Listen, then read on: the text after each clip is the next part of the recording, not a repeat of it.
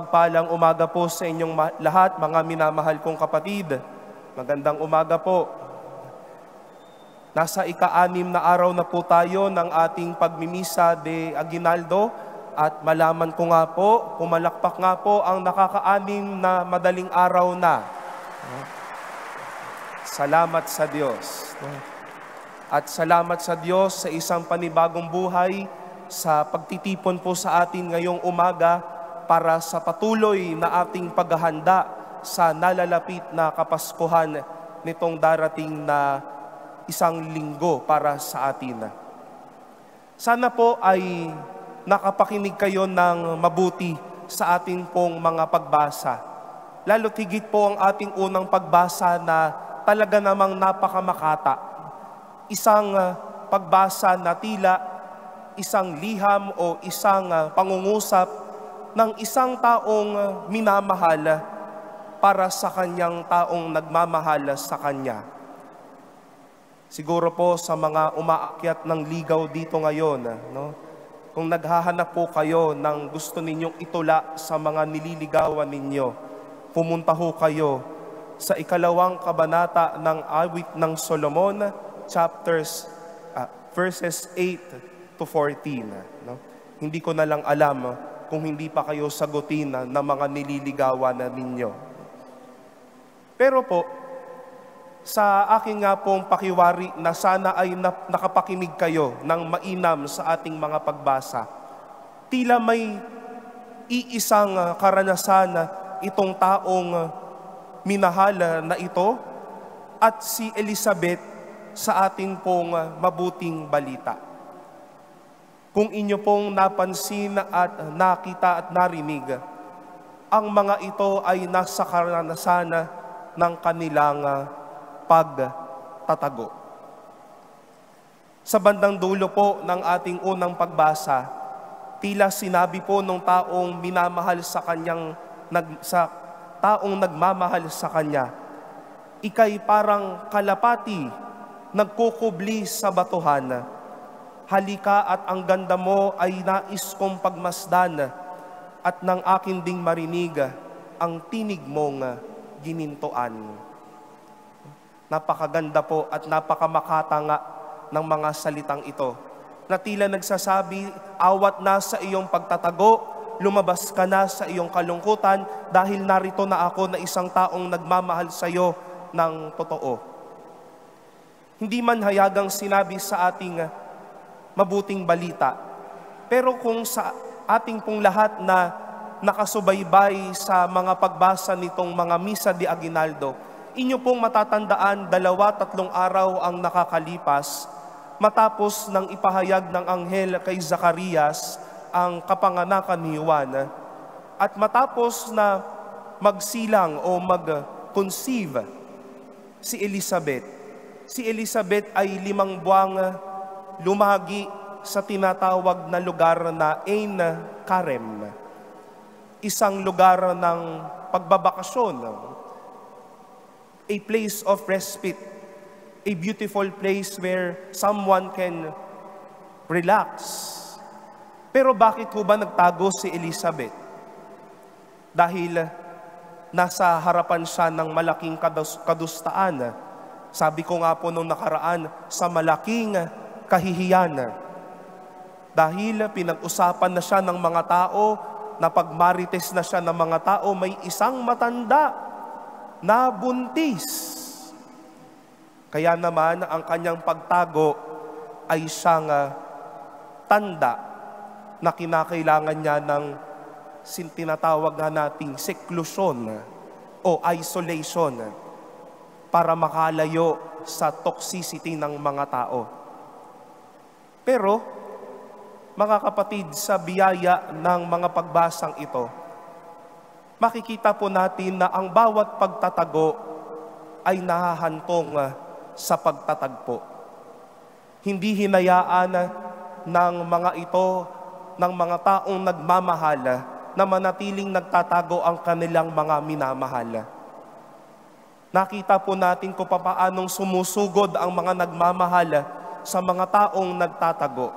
At kung paanong si Maria ay sumugod, dumalaw ng nagmamadaling pagpunta kay Elizabeth na kanyang pinsan na may pinagdadaanang mabigat, na may malaking pasanin dahil sa kanyang buhay. Ang bawat pagtatago ay nahahantong sa pagtatagpo. Ngayon po, habang ako ay nakatayo dito sa inyong harapan, kita ko po ang inyong mga mukhang magaganda at gwapo. Kita ko din naman po ang mga mukha niyong antok pa at kinakailangan na ng maagang almusal. Pero tiyak po ako na sa bawat isa sa atin, kita man ang ating mga pagmumuka, nasa kanya-kanya tayong pagtatago. Either dahil nahihiya tayo sa mga nagawa natin. Madaming nagtatago ngayon at tila nagsasabi, Father, ngayong 2024, sa 10 ginawa ko, siyam ang mali kong nagawa. At ano ang maipapakita kong muka? Nasa mga kanya-kanyang pagtatago tayo ng ating mga pagdududa at takot dahil lumipas ang isang taon, bagong taon ang sinabi natin noong Enero ng 2024. Pero ano na, nasaan na tayo? Nasaan na ako? Kaya ang ginawa ng iba, nagtago. Madaming nagtatago pa din sa atin ngayon sa madaming mga tinatawag nga nating takot. Takot upang harapin ang kinabukasan. Takot upang yakapin kung ano man ang biyaya na ngayon. Takot na patuloy na nag-aalab at lumalaban sa mga puso natin. Madaming nakikita ang mga mukha natin ngayon, pero nasa mga kanya-kanya tayong mga selda at kanya-kanyang mga kahon ng mga sandamakmak na nagpapatakot at nagpapaduda sa atin. Pero dahil mahal natin ang bawat isa, dahil katulad natin ng ating mahal na ina, sa mga taong nagtatago, pagtatagpo ang biyaya para sa kanila.